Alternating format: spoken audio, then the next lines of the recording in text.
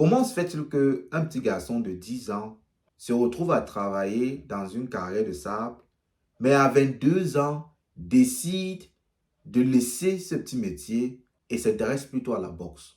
Salut à tous et salut à toi qui me regarde. Moi, c'est Vanage et bienvenue sur la chaîne une fois de plus. Pour ceux ou celles qui sont nouveaux ou nouvelles sur la chaîne, je suis à la fois coach d'affaires, investisseur, mais également entrepreneur.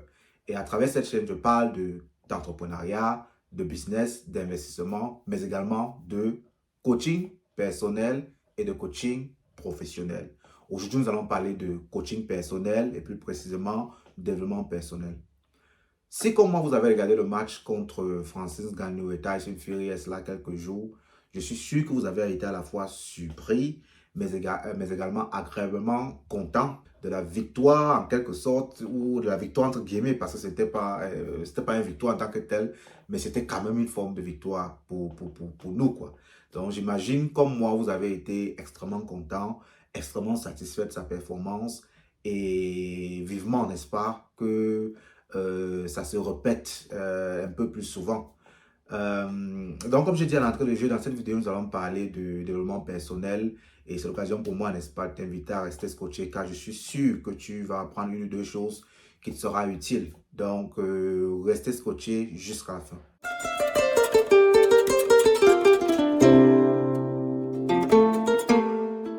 Francis Ngannou est un jeune Camerounais de 37 ans, né dans la localité de Batié, qui est un petit village situé à l'ouest du Cameroun. À l'âge de 10 ans seulement, celui-ci travaillait déjà dans une carrière de sable. Pour ceux ou celles d'entre vous qui savent ce qui se passe dans ce type d'environnement, vous deviez savoir que travailler dans une carrière de sable est certainement un des petits métiers les plus difficiles que quelqu'un puisse subir ou entreprendre, faire. Mais celui-ci, déjà à l'âge de 10 ans, le faisait déjà. Donc, ça explique en quelque sorte, n'est-ce pas, sa force surnaturelle. Parce que j'imagine, si vous commencez à travailler à un âge aussi jeune et que plus tard, vous vous retrouvez dans la position que Francis Ngannou occupe aujourd'hui, ce ne sera que le fruit de beaucoup d'années d'efforts physiques fournis. Donc, celui-ci, déjà à l'âge de 10 ans, travaille dans une carrière de sable et par la suite, a fait également plusieurs autres petits métiers. À l'âge de 22 ans, il s'intéresse à la boxe et décide, n'est-ce pas, de boxer ou décide de s'entraîner de façon continue, quoi, dans cette discipline. Mais malheureusement, la boxe ne payant pas en Afrique et comme vous le savez dans beaucoup de nos pays, celui-ci, n'est-ce pas, décide également de faire des petits métiers entre-temps pour essayer de joindre les deux bouts, quoi. Donc, il s'entraînait d'une part et il faisait également des petits métiers. Il a fait ces petits métiers de l'âge de 22 ans à 26 ans et il s'est rendu compte que c'est une perte de temps. Vous savez que les petits métiers à eux seuls ne peuvent pas vous permettre d'accomplir grand-chose. Donc, à l'âge de 26 ans, celui-ci décide de prendre la route. Il brave le désert et tous les intempéries que vous pouvez imaginer et réussit à se retrouver en Espagne. Mais malheureusement pour lui, arrivé en Espagne, il est arrêté pour immigration clandestine et enfermé pour une période de 2 mois. Heureusement pour lui, au bout de 2 mois, il est libéré. Mais celui-ci ne fait pas le choix de rester sur place comme beaucoup d'Africains et décide de tout faire pour se retrouver en France. C'est comme ça qu'à travers d'autres canaux, il réussit à se retrouver à Paris. Mais malheureusement pour lui, une fois arrivé à Paris, il n'avait ni amis, ni agent, ni logement et il ne connaissait absolument personne. Donc il se retrouve à dormir à même le sol et en pleine rue, comme c'est le cas pour beaucoup d'Africains qui arrivent en Europe de façon clandestine. Heureusement pour lui, l'expérience acquise au Cameroun à travers l'exercice de petits métiers l'a poussé inconsciemment, n'est-ce pas, bon, plus ou moins de mon point de vue, hein, l'a permis d'acquérir certaines compétences générales telles que la résolution des problèmes et la créativité. Il décide de se renseigner et trouve un gymnase local et il s'y rend. Et une fois rendu, il rencontre un certain monsieur appelé Didier Camon avec qui il échange et il explique sa situation. Ce monsieur prend cause de sa peine et décide, n'est-ce pas, de l'aider comme ça. Comme quoi il existe encore des personnes de bonne foi là d'ailleurs. Donc c'est ainsi que M. Didier Camon le permet, n'est-ce pas, de loger au gymnase et de s'entraîner. Et c'est d'ailleurs M. Didier Camon qui l'initie dans la discipline de MMA. Mais ces déboires ne s'arrêtent pas là, car en été de cette année, le gymnase décide de fermer. Donc, il se retrouve une fois de plus sans domicile fixe. C'est alors ainsi qu'il décide, n'est-ce pas, de faire du bénévolat. Et à travers ce bénévolat, tombe sur un compatriote à lui, un compatriote camerounais à lui, Fernandez Lopez, que beaucoup d'entre vous certainement connaissent, qui par la suite l'offre également une place pour dormir. Bon, l'offre l'opportunité de dormir également une fois de plus au gymnase et de s'entraîner. Et l'initie proprement dit, n'est-ce pas, la discipline MMA. Donc sa carrière professionnelle a débuté proprement lorsqu'il rencontre Lopez.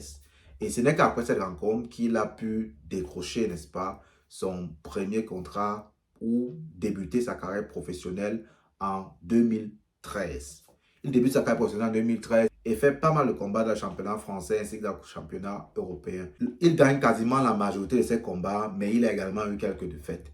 Jusqu'en 2015, lorsqu'il décide, n'est-ce pas, de quitter définitivement le championnat français pour rejoindre le championnat américain à travers l'UFC. C'est ainsi qu'il rejoint l'UFC sur la gouverne d'un certain Dana White et il y passe la quasi-totalité de son temps ou de sa carrière professionnelle à l'UFC. Et pendant ce temps, il a mené plusieurs combats et a également gagné plusieurs combats, beaucoup d'entre eux par KO technique, s'il vous plaît. Et ce n'est pas juste des combats où, je ne sais pas, il gagnait, comment est-ce que je peux dire, il gagnait par chance, quoi. C'était des combats pour la plupart gagnés soit par KO ou KO technique. Et il y reste jusqu'à 2021 où malheureusement les doléances qu'il avait posées en amont pour le renouvellement de son contrat n'ont pas été respectées. Comme quoi Francis déjà se souciait à cette époque du bien-être des autres combattants de l'UFC comme lui et voulait et cherchait à sécuriser, n'est-ce pas, certains avantages à la fois pour lui et pour ses combattants. Malheureusement, Dana White n'a pas accepté et c'est ainsi qu'en mi-décembre 2022, il décide de quitter l'UFC définitivement. Bon, en quittant l'UFC, Francis n'avait pas d'autre contrat quelque part. Il quitte l'UFC en se disant, bon, j'imagine en se disant, j'exerce depuis un bon bout de temps. Je suis champion du monde UFC, MMA, et je pense que je peux trouver quelque chose. Donc ici, c'est Francis, j'imagine, qui se dit, je suis certaine que une fois quitté de l'UFC, je vais me battre à trouver quelque chose. Tenez-vous tranquille. Il passe 5 mois sans combat. 5 mois sans combat. J'imagine pour certains d'entre nous, 3 mois sans source de revenus, sans emploi. Je ne sais pas, peut-être beaucoup d'entre nous se retrouveront déjà en état très avancé de dépression. Mais il passe 5 mois. Je me souviens, pendant ce temps, on le voyait beaucoup au Cameroun. Il y séjournait beaucoup, vu qu'il était agent libre. Donc, il n'avait pratiquement pas de combat. Et j'imagine ne vivait que de son épargne et peut-être de ses contrats publicitaires. Mais en mai de cette année, Francis réussit l'exploit de signer un contrat les plus historiques de la discipline MMA avec la PFL. Ce contrat non seulement lui confère tous les avantages qu'il demandait à l'UFC, mais également lui confère la possibilité de devenir le chairman de la Ligue PFL Afrique, chose qui était naturellement très impressionnante. Une fois qu'il a rejoint la PFL, son objectif ne se limitait pas seulement à mener des combats PFL, surtout que le contrat lui permet également de mener des combats dans d'autres disciplines. Donc, c'est ainsi que son rêve, n'est-ce pas, son rêve de devenir boxeur professionnel qu'il a conçu à l'âge de 22 ans, avait par la suite l'opportunité d'éclore proprement dit. Donc, c'est ainsi qu'il décide de se lancer dans la boxe anglaise. Et tenez-vous tranquille, il décide d'affronter le champion actuel de poids lourd en boxe anglaise, Tyson Fury. En fait, il avait deux candidats qu'il visait. Il y avait Anthony Joshua, qui est l'un des meilleurs également dans cette catégorie, et le champion du monde, Tyson Fury. Et bon, la suite, on la connaît tous. Après un peu plus de 3 mois et demi d'entraînement avec le célèbre Mike Tyson, Francis rencontre enfin Tyson Fury le 28 octobre 2023. Et le match a été spectaculaire. Je dis bien spectaculaire. Moi-même n'étant pas fan de boxe, je n'arrivais pas à comprendre comment un novice de son état peut arriver à renvoyer sur le tapis le champion du monde actuel de boxe anglaise. C'est... Bon, si je ne me trompe pas, je ne me rappelle pas avoir vu un match de la sorte. Je me rappelle il y a cela quelques années, Mayweather également a affronté un champion MMA irlandais, mais la suite on la connaît. Il n'y avait même pas match. Mayweather a gagné ce match avec très peu d'efforts. Donc je pense que pour la plupart d'entre nous, on se disait que ça devait être une répétition de ce match. Mais que non, que non. Non seulement Francis a tenu les 10 rounds, mais il a réussi, n'est-ce pas, à renvoyer sur le tapis le champion du monde en boxe anglaise. Poids lourd, champion du monde poids lourd en boxe anglaise. Donc, c'était vraiment impressionnant. C'était vraiment impressionnant. Bon, c'était en quelque sorte l'histoire de Francis Ngannou, une histoire à la fois excellente et une histoire à la fois inspirante. Maintenant, revenons au vif du sujet. Le but de ces vidéos, c'est d'illustrer, n'est-ce pas, certains principes et certains traits de caractère et de personnalité dont Francis Ngannou a exhibé tout au long de sa vie et tout au long de sa carrière. Car ce sont ces principes et ces traits de caractère et personnalité qui nous parlent à nous, mais qui peut également vous parler à vous. Par principe, je vais évoquer ici le pouvoir de la pensée. Comment se fait-il qu'un petit garçon de 10 ans se retrouve à travailler dans une carrière de sable, mais à 22 ans, décide de laisser ce petit métier et s'intéresse plutôt à la boxe? Ça se résume, n'est-ce pas, au pouvoir de la pensée.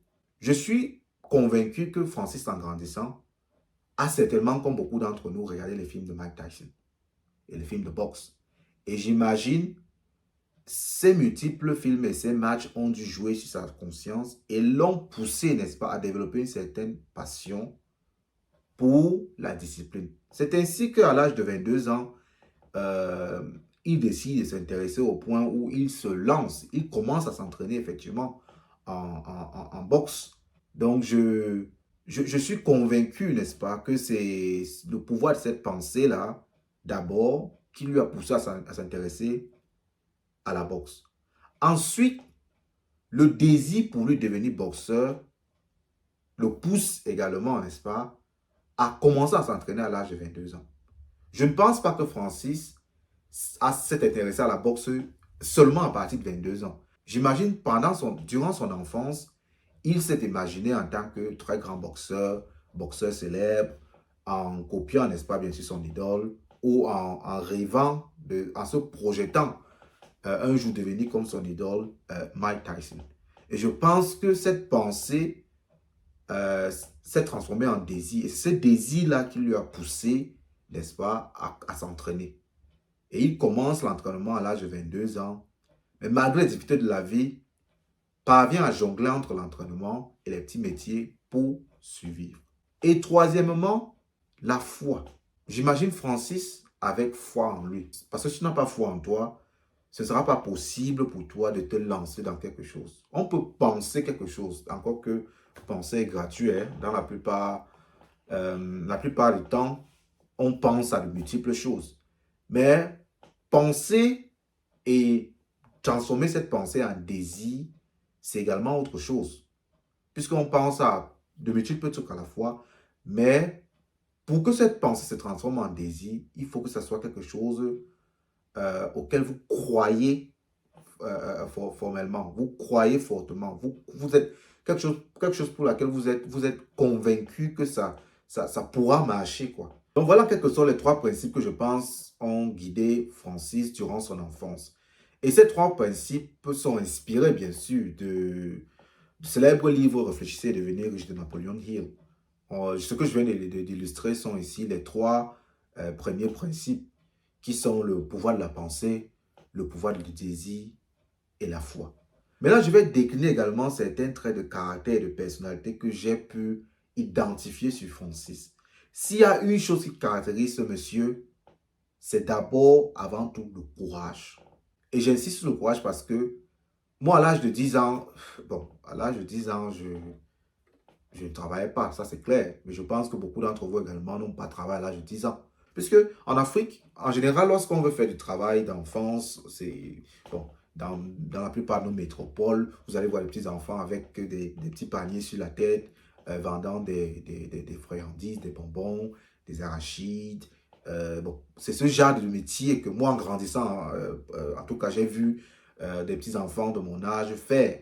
Mais pour un enfant de 10 ans, faire le choix d'aller dans une carrière de sable, il faut un courage surnaturel. Je me demande même où est-ce qu'il trouvait la force physique pour le faire à un si jeune âge. Donc, le courage, pour moi, est un des traits de personnalité et de caractère que Francis a. Le deuxième trait, c'est la patience. Puisqu'il fait ce métier à l'âge de 10 ans et continue à faire des petits métiers jusqu'à l'âge de 22 ans, où il décide enfin de matérialiser, n'est-ce pas, son rêve en se lançant dans l'entraînement en boxe. Mais il pouvait bien le faire à 10 ans ou, je ne sais pas, à 15 ans. J'imagine également, il se disait, bon, pour le moment, ça m'intéresse, mais est-ce que c'est ce que je veux vraiment faire? Mais il a été patient. Il a été patient pendant toutes ces années. Et ce n'est qu'à l'âge de 22 ans qu'il décide de s'y intéresser et de se lancer. Le troisième trait de personnalité et de caractère, c'est la persévérance. Et par persévérance, je vais évoquer ici le voyage périlleux, le voyage dangereux que Francis a entrepris à l'âge de 26 ans lorsqu'il décide de quitter le Cameroun pour l'Europe. Bon, j'imagine, nous avons certainement dans nos entourages divers des membres de nos familles qui ont eu à prendre la route pour l'Europe et j'imagine certains ont dû vous raconter leur histoire. Il n'y a rien de plus pénible au monde, du moins c'est mon point de vue, il n'y a rien de plus pénible au monde que de voyager par voie terrestre et de traverser le désert et tous les obstacles qui viennent avec. Nous avons tous des télés, nous voyons tous au quotidien comment est-ce que beaucoup de nos frères africains crèvent dans le désert, se noient en mer. Donc, je ne sais pas combien de jours il a dû prendre pour arriver en Occident, mais il faut être persévérant pour pouvoir tenir jusqu'au bout. Et le quatrième trait de caractère de personnalité, c'est la discipline. Je pense que Francis est quelqu'un d'assez discipliné. Puisque lorsque vous voyez comment ce monsieur a planifié sa vie, ce n'est pas un hasard. Je ne pense pas que quelqu'un peut être chanceux à tous les coups. Non, il faut beaucoup de discipline pour réussir, n'est-ce pas, à accomplir un certain nombre de choses. Et je suis convaincu que c'est la discipline qui le pousse à commencer à s'entraîner à l'âge de 22 ans. C'est également cette même discipline qui le pousse à entreprendre, quitter le Cameroun à l'âge de 26 ans. Nonobstant, n'est-ce pas, les problèmes conjoncturels on peut rencontrer, problème de chômage, problème de manque d'emploi jeune, les difficultés financières et tout ce qui peut venir avec. Sans discipline, c'est quasiment impossible d'entreprendre quelque chose comme ça. Et en résumé, le trait de caractère de personnalité le plus important que je pense que détient Francis Nganou, c'est l'humilité. C'est un monsieur très humble. Très humble. Je ne sais pas si je ne sais pas si vous le suivez un peu sur les réseaux sociaux, mais j'imagine que vous le faites parce que qui ne suit pas Francis Ngannou sur les réseaux sociaux, c'est un monsieur d'une humilité sans précédent, surtout en comparaison avec certains autres stars africains. Et aujourd'hui, comme le dit un adage qu'on connaît tous, l'humilité précède la gloire. Aujourd'hui, Francis a réussi à se faire hisser au sommet des sommets. Et je pense entièrement que son humilité est pour quelque chose.